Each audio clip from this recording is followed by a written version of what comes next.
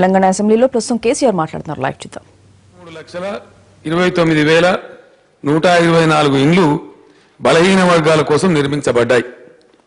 ఈ లెక్కను చూస్తే ఈ రాష్ట్రంలో అసలు ఇండ్లు లేని కుటుంబాలు ఉండకూడదు. కొత్తగా ఇండ్లు కట్టించాల్సిన అవసరమే ఏర్పడకూడదు.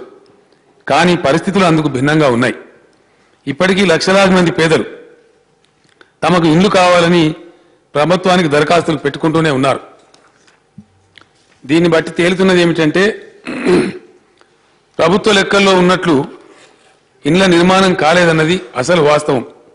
అదే సమయంలో ఆ ఇండ్ల కోసం వెచ్చించబడినదిగా చెప్పబడుతున్న ప్రజాధనం అవినీతి పరుల జేబుల్లోకి చేరిందన్నది కూడా అంతే వాస్తవం.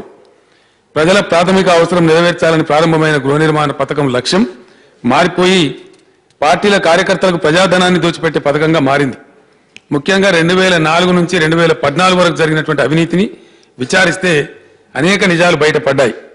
ఎన్ని ఇండ్లు నిర్మించామని చెప్పి బిల్లులు ఎత్తారో అన్ని ఇండ్లు ఈరోజు ఈ రాష్ట్రంలో లేవు. గ్రామంలోని కుటుంబాల సంఖ్య కంటే ఇండ్లు ఎక్కువ మంజూరు చేయించుకుని బిల్లులు కాజేసిన సంఘటనలు కోకొల్లలు. మంథెన నియోజకవర్గంలో కుటుంబాల సంఖ్య కన్నా 40% అధికంగా ఇండ్లు మంజూరు కావడం, వాటికి బిల్లులు కూడా చెల్లించబడటం అవినీతి ఏ స్థాయిలో జరిగిందో చెప్పడానికి ఒక ఉదాహరణ. పాలకులు అధికారులు విలాకతే విశృంఖలంగా పాల్పడ్డ అవినీతిపై అప్పటి ప్రభుత్వమే విచారణకు ఆదేశించింది. ప్రజాధనం దోచేయబడిందని ఎంక్వైరీలో వెల్లడైంది. దీంతో థర్డ్ పార్టీ ఎంక్వైరీ కూడా జరిగింది. 2004-2014 మధ్యకాలంలో ఇందిరమ్మ గృహ నిర్మాణం పథకంలో అవినీతికి సంబంధించి 225 మందిపై క్రిమినల్ కేసులు నమోదయ్యాయి. వీరిలో 122 మంది అధికారులు, 113 మంది మధ్యదళారులు, రాజకీయ నాయకులు ఉన్నారు. ఒక జడ్పీటీసీ, 3 ఎంపీటీసీలు, 14 మంది సర్పంచులు, 3 సింగిల్ విండో చైర్మన్లు ఈ అవినీతిలో భాగం పంచుకున్నట్టు గత ప్రభుత్వమే తేల్చింది. 1,94,519 మంది అనర్హులు ఇండ్లు పొందినట్టు తేలింది. ఈ అనర్హుల్లో 1,04,000 మందికి 235.90 కోట్ల రూపాయలు చెల్లించారు. 512 మంది గృహ నిర్మాణ శాఖ అధికారులను ఏకంగా ఉద్యోగాల నుంచి తొలగించారు. మరో 140 మందిని సస్పెండ్ చేశారు. వీరిలో 122 మందిపై ఆరోపణలు రుజువై శిక్షలు పడ్డాయి. 2.86 కోట్ల రూపాయలను రికవరీ చేశారు. సమైక్య రాష్ట్రంలో విస్తృత స్థాయిలో జరిగిన ఈ అవినీతి వివరాలు పూర్తిగా బయటకు రావాలనే ఉద్దేశంతో మేము ప్రభుత్వంలోకి రాగానే 2014 జూలై 26న సిబిసిఐడి విచారణకు ఆదేశించాం. విచారణ కొనసాగుతున్నది. ఇందిరమ్మ ఇండ్ల విషయంలో అవినీతిపై విచారణ జరుగుతున్న సందర్భంలో నిజంగానే ఇండ్లు కట్టుకున్న పేదలకు అన్యాయం జరగవద్దని మేము భావించాం. అందుకే ఇందిరమ్మ ఇండ్లపై సర్వే చేసి వాస్తవంగా ఇండ్లు కట్టుకున్న వారిని గుర్తించాలని కలెక్టర్లను ఆదేశించాం. రెవెన్యూ బృందాలు గ్రామాల్లో పర్యటించి 1,19,000 మంది బోగస్ లబ్ధిదారులు ఉన్నారని, 2,46,170 మంది నిజంగానే ఇండ్లు కట్టుకుంటున్నట్లు తేలింది. ఇందులో 56,059 ఇండ్ల నిర్మాణం పూర్తయింది. 2,04,000 ఇండ్ల నిర్మాణం వివిధ దశల్లో ఉంది. వీటికి ఎప్పటికప్పుడు డబ్బులు చెల్లిస్తున్నాం. మా ప్రభుత్వం వచ్చిన తర్వాత ఇప్పటి వరకు ఇందిరమ్మ ఇండ్లకు 369.48 కోట్ల రూపాయలు చెల్లించాం. ఇందిరమ్మ ఇండ్లన్నీ పూర్తయిన తర్వాత 1,159.85 కోట్లు చెల్లించాల్సి ఉంటుంది. వీటిని చెల్లించడానికి ప్రభుత్వం సిద్ధంగా ఉంది. 2014కు ముందు మంజూరై ఇంకా నిర్మాణ దశలో ఉన్న ఇండ్లకు కూడా ప్రస్తుత ప్రభుత్వమే బిల్లులు చెల్లిస్తున్నదనే వాస్తవాన్ని సభ ముందు ఉంచుతున్నాను. ప్రజా పోరాటం ద్వారా సిద్ధించిన తెలంగాణ రాష్ట్రంలో పేదల నిజమైన అవసరాలు తీర్చే విధంగా గృహ నిర్మాణ పథకాన్ని రూపొందించాలని, రాజకీయ అవినీతికి అవకాశం లేకుండా దాన్ని అమలు చేయాలని సంకల్పించాం. ఒక్క గదిలో కుటుంబ సభ్యులంతా కలిసి నివసించాల్సి రావడం చాలా ఇబ్బందికరం. ఇటువంటి ఇంట్లో మహిళలు ఎదుర్కొనే సమస్యలు వర్ణనాతీతం. ఈ పరిస్థితి ఉండకూడదనే ఎన్నికల మేనిఫెస్టోలో పేదలకు డబుల్ బెడ్రూమ్ ఇండ్లు నిర్మించి ఇస్తామని హామీ ఇచ్చాం. ప్రభుత్వం కొంత ఇచ్చి లబ్ధిదారులు కొంత సమకూర్చుకుని ఇల్లు నిర్మించుకునే పద్ధతికి మా ప్రభుత్వం పూర్తిగా స్వస్తి పలికింది. లబ్ధిదారుల మీద ఒక్క పైసా భారం పడకుండా ఉండే విధంగా ఈ పథకం రూపొందించాం. ఇంటిని నిర్మించి ఇచ్చే బాధ్యతను కూడా ప్రభుత్వమే తీసుకుంది. దీనివల్ల బలహీన వర్గాల గృహ నిర్మాణానికి అయ్యే ఖర్చు గతంలో ప్రభుత్వాలు పెట్టిన ఖర్చుతో పోల్చి చూస్తే ఎన్నో రెట్లు పెరిగింది. 560 చదరపు గజాల విస్తీర్ణంలో, చదరపు అడుగుల అధ్యక్ష, ఇది గజాలు కాదు, చదరపు అడుగుల విస్తీర్ణంలో నిర్మించే డబుల్ బెడ్రూమ్ ఇళ్లకు గ్రామాల్లో 5,04,000 రూపాయలు, పట్టణాల్లో 5,30,000 రూపాయలు, జీహెచ్ఎంసీ పరిధిలో 7 లక్షల రూపాయల చొప్పున కేటాయించాం. గతంతో పోలిస్తే ఇళ్ల నిర్మాణం కోసం చేసే వ్యయం చాలా ఎక్కువ అవుతుంది. అందుకే బడ్జెట్లో నిధులు కేటాయించడంతో పాటు వివిధ ఆర్థిక సంస్థల సహకారాన్ని కూడా తీసుకుంటున్నాం. ఇళ్ల నిర్మాణం కోసం కావాల్సిన 17,660 కోట్ల రూపాయలను ప్రభుత్వం సమకూర్చుకున్నదని సభకు తెలియజేస్తున్నాను. 2 ఏళ్లలో రాష్ట్ర ప్రభుత్వ బడ్జెట్లో 1,433 కోట్ల రూపాయలు కేటాయించాం. కేంద్రం నుంచి కూడా గృహ నిర్మాణ పథకాలకు 333 కోట్ల రూపాయలు వచ్చాయి. కేంద్ర రాష్ట్ర ప్రభుత్వాలు కలిపి 1,766 కోట్ల రూపాయలు సమకూర్చగా హడ్కో గత ఏడాది 3,344.76 కోట్ల రూపాయలు, ఈ ఏడాది 12,549 కోట్ల రూపాయల మొత్తం 15,893.76 కోట్ల రూపాయలు అందించడానికి అంగీకరించింది. మొత్తం 17,660.40 కోట్లు ఇళ్ల నిర్మాణం కోసం సిద్ధంగా ఉన్నాయని ఈ సభకు తెలియజేస్తున్నాను. తెలంగాణ వచ్చే నాటికి గత ప్రభుత్వాలు ఇళ్ల నిర్మాణం కోసం 11,000 కోట్లు ఖర్చు చేస్తే 2.5 ఏళ్లలోనే 17,660 కోట్లు కేటాయించాం. బలహీన వర్గాల గృహ నిర్మాణం విషయంలో ఇప్పటి వరకు ప్రభుత్వాలు అనుసరించిన విధానాన్ని లోతుగా విశ్లేషిస్తే పేదలకు జరిగిన మేలు పెద్దగా లేదని అర్థమవుతున్నది. ప్రభుత్వం ఇల్లు కట్టించి ఇచ్చిందన్న పేరే కానీ భారమంతా బలహీన వర్గాలపైనే పడింది. నిర్మాణ వ్యయంలో ప్రభుత్వం పెట్టిన ఖర్చు కన్నా లబ్ధిదారులు పెట్టుకున్న ఖర్చే ఎక్కువ.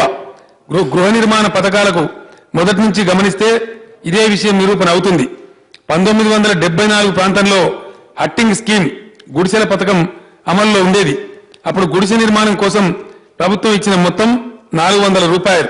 1978 వచ్చే నాటికి సెమీ పర్మనెంట్ హౌస్ స్కీమ్ కింద 1000 రూపాయలు ఇచ్చారు. 1983లో పక్కా ఇళ్ల నిర్మాణ పథకం ప్రారంభమైంది. ఇక్కడి నుంచి ప్రభుత్వం కొంత సబ్సిడీగా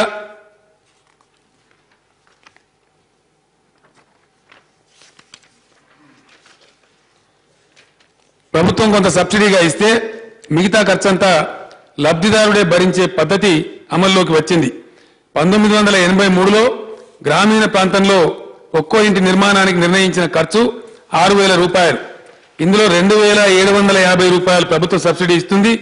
బ్యాంకు రుణం రూపంలో 3,000, వాటా ధనం కింద 250 రూపాయలు, మొత్తం 3,250 రూపాయలు భారం లబ్ధిదారుడు భరించాలి.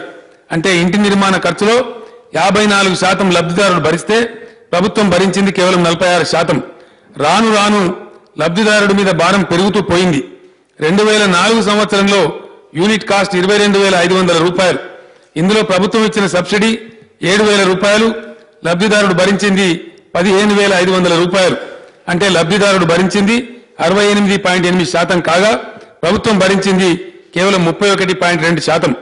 2014లో నిర్ణయించిన యూనిట్ కాస్ట్ 70,000 రూపాయలు. దీనిలో ప్రభుత్వ సబ్సిడీ 20,500 రూపాయలు, లబ్ధిదారుడు భరించింది 49,500 రూపాయలు. అంటే లబ్ధిదారుడి మీద పడిన భారం 70.7% అయితే ప్రభుత్వం భరించింది కేవలం 29.3%. ఇక ఎస్సీలకు 1 లక్ష రూపాయలతో, ఎస్టీలకు 1,05,000 రూపాయలతో ఇల్లు కట్టించామని గత ప్రభుత్వం చెప్పుకున్నది. కానీ ఎస్సీ ఎస్టీల విషయంలో కూడా ఇదే విధంగా ఎక్కువ భారం లబ్ధిదారుల మీదే పడింది. ఎస్సీల విషయంలో ఇంటికి 1,00,000 రూపాయల యూనిట్ కాస్ట్ అయితే అందులో ప్రభుత్వం భరించింది కేవలం 20,500 మాత్రమే. మిగతా 79,500 రూపాయలు భారం లబ్ధిదారుడి మీదే పడింది. అంటే ఎస్సీ లబ్ధిదారులు 79.5% భరిస్తే ప్రభుత్వం ఇచ్చిన సబ్సిడీ కేవలం 20.5% మాత్రమే. ఎస్టీల విషయంలోనూ ఇదే విధానం అమలైంది.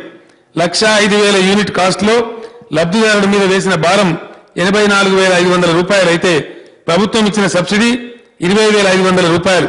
అంటే 80.47% భారం ఎస్టీ లబ్ధిదారుడి మీద పడితే ప్రభుత్వం పంచుకున్న భారం కేవలం 19.53%. 1983 నుంచి 2014 వరకు గ్రామీణ ప్రాంతంలో బలహీన వర్గాల ప్రజలు తమ ఇంటి కోసమైన ఖర్చులో 72% తామే భరిస్తే సబ్సిడీ రూపంలో ప్రభుత్వం ఇచ్చింది కేవలం 28%. గ్రామీణ ప్రాంతాల్లో పరిస్థితి ఇట్లుంటే పట్టణ ప్రాంతాల్లో లబ్ధిదారులపై పడిన భారం మరింత ఎక్కువ. 1983 నుంచి 2014 వరకు పట్టణ ప్రాంతాల్లో లబ్ధిదారులపై పడిన భారం 90% కాగా ప్రభుత్వం ఇచ్చిన సబ్సిడీ 10% మాత్రమే. మొత్తం మీద చూస్తే ప్రజలే ఎక్కువ భారం మోసి ఇళ్లు కట్టుకుంటే ప్రభుత్వాలు కట్టిస్తున్నట్టు ప్రచారం జరిగింది. ఈ విషయం అర్థం చేసుకోలేకపోయిన పేదలు తమకు ఇల్లు కట్టిస్తుందనే ఆశతో ముందుకొచ్చారు. ఎక్కువ భారం వారే మోసి అప్పుల ఊబిలో కూరుకుపోయారు. అసలుకు మిత్తి కూడా తోడై మోయలేని భారంతో పేదలు దిక్కుతోదని స్థితిలో పడిపోయారు. బ్యాంకు రుణాలు వసూలు చేయడం కోసం ప్రభుత్వాధికారులు వారి ఇంటి దర్వాజాలను ఊడదీసుకుపోవడం, అధికారులు వస్తున్నారంటేనే ప్రజల ఇళ్లకు తాళాలు వేసి వెళ్లిపోవడం లాంటి సంఘటనలు ఎన్నో మనమంతా చూశామనే విషయాన్ని ఈ సందర్భంగా గుర్తు చేస్తున్నాను. గృహ నిర్మాణ పథకం పేదలకు నిల్వనీడ కల్పించాల్సింది పోయి వారిని రుణగ్రస్తులను చేసి అవమానాలు చేసే పథకంగా మారింది. ఇటువంటి కష్టం ఇక మీద ప్రజలకు కలగకూడదనే మా ప్రభుత్వం నిర్ణయించుకుంది. 2 బెడ్రూమ్ల ఇళ్ల నిర్మాణంలో ఒక్క పైసా భారం కూడా పేదలపై వేయకుండా 100% ప్రభుత్వ ఖర్చుతోనే ఇంటిని నిర్మించి ఇస్తున్నాం. ఈ సందర్భంలో సభ గమనించాల్సిన మరో ముఖ్యమైన విషయం ఏమిటంటే ఈ పథకం అవినీతి పరుల పాలైతే మునుపటి కన్నా ఎక్కువ మొత్తం ప్రజాధనం దుర్వినియోగం అయ్యే ప్రమాదం ఉంది. అందుకే రాష్ట్ర ప్రభుత్వం ఈ మొత్తం ప్రక్రియలో ఎన్నో సంస్కరణలు చేపట్టింది. అవినీతికి అవకాశం లేకుండా కట్టుదిట్టమైన నిబంధనలు రూపొందించింది. ఎంపిక పూర్తి పారదర్శకంగా జరిగేలా విధి విధానాలు రూపొందించాం. ఇదివరకటి మాదిరిగా ఇన్ఛార్జ్ మంత్రి కోటా, ఎమ్మెల్యే కోటా అనే కోటా పద్ధతిని రద్దు చేశాం. దీని ద్వారా రాజకీయ జోక్యాన్ని సమూలంగా నివారించాం. ఆయా నియోజకవర్గాల్లోని గ్రామాలను ఎమ్మెల్యే ఎంపిక చేస్తే గ్రామాల్లోని లబ్ధిదారులను కలెక్టర్ నేతృత్వంలోని జిల్లా అధికార యంత్రాంగం నిర్ణయిస్తున్నది. మొదట దరఖాస్తులు స్వీకరించి వాటిని క్షుణ్ణంగా పరిశీలించి ఆ తర్వాత గ్రామ సభలో ప్రజల మధ్య చర్చించి ప్రజల ఆమోదంతోనే లబ్ధిదారులను ఎంపిక చేసే పద్ధతిని పాటిస్తున్నాం. గ్రామానికి మంజూరు చేసిన ఇళ్ల సంఖ్య కన్నా ఎక్కువ దరఖాస్తులు వచ్చినప్పుడు లాటరీ పద్ధతిని అనుసరిస్తున్నాం. ఇళ్ల నిర్మాణం తగిన నాణ్యతా ప్రమాణాలతో జరగాలి. ప్రభుత్వం ఆశించిన ఆదర్శం నెరవేరాలి. ఇందుకోసం నిర్మాణ సామర్థ్యం, అనుభవం ఉన్న ఇంజనీరింగ్ విభాగాలకు ఇళ్ల నిర్మాణాన్ని అప్పగించాలని కలెక్టర్లను కోరాం. డబుల్ బెడ్రూమ్ ఇళ్ల కాలనీల కోసం అవసరమైన స్థలాలను కలెక్టర్లు ఇప్పటికే ఎంపిక చేశారు. మొత్తం 2,60,000 ఇండ్లు మంజూరు చేశాం. టెండర్ల ప్రక్రియ కొనసాగుతున్నది. 14,224 ఇండ్లకు టెండర్లు ఖరారయ్యాయి. 1,217 ఇళ్ల నిర్మాణం పూర్తి అయింది. ప్రజలు నివాసం ఉంటున్నారు. రాష్ట్రంలోని వివిధ ప్రాంతాల్లో ప్రస్తుతం 9,558 ఇండ్లు నిర్మాణంలో ఉన్నాయి. ఇక్కడ ఒక వాస్తవం సభ ముందు పెట్టదలుచుకున్నాను. డబుల్ బెడ్రూమ్ ఇళ్ల టెండర్లు వేయడానికి కాంట్రాక్టర్లు వెనుకడుగు వేస్తున్నారు. దీనికి 2 కారణాలున్నాయి. ఒకటి, రాష్ట్ర ప్రభుత్వం అమలు చేస్తున్న మిషన్ కాకతీయ, భగీరథ, నీటిపారుదల ప్రాజెక్టులు, రహదారుల నిర్మాణం లాంటి పనులు ఉధృతంగా జరుగుతున్నాయి. రాష్ట్రంలోని ఎక్కువ వర్కింగ్ ఏజెన్సీలు ఈ పనుల్లోనే ఉన్నాయి. రెండో కారణం, డబుల్ బెడ్రూమ్ ఇళ్ల నిర్మాణంలో ఎక్కువ లాభం ఉండే అవకాశం లేదని కాంట్రాక్టర్లు వెనుకడుగు వేస్తున్నారు. అయినా ఈ పరిస్థితిని అధిగమించేందుకు ప్రభుత్వం అవసరమైన చర్యలు ప్రారంభించింది. ప్రత్యామ్నాయ మార్గాలు పరిశీలిస్తున్నాం. డబుల్ బెడ్రూమ్ ఇళ్ల నిర్మాణానికి కావలసిన ఇసుకను ఉచితంగా అందిస్తున్నాం. మార్కెట్ ధరతో సంబంధం లేకుండా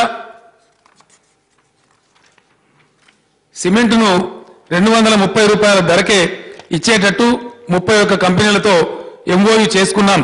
అనుకున్న ప్రకారం ఇళ్ల నిర్మాణం పూర్తి చేయాలనే దృఢ సంకల్పంతో ఈ ప్రభుత్వం ఉన్నది.